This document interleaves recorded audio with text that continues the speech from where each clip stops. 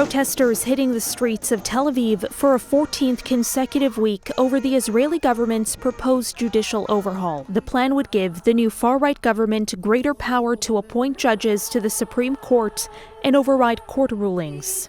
Prime Minister Benjamin Netanyahu, who's on trial for corruption charges he denies, has delayed the passage of the legislation.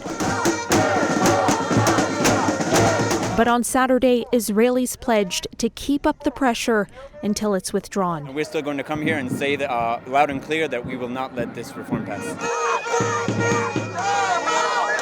The latest round of protests punctuated by days of escalating violence.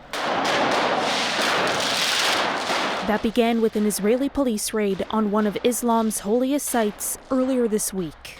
As both Israel and Lebanon appeared to take steps to ease tensions on Friday, following an exchange of rocket fire and airstrikes on both fronts, a pair of deadly attacks on civilians threatened to heighten tensions again. Two British-Israeli sisters were shot dead and their mother critically injured while driving in the occupied West Bank.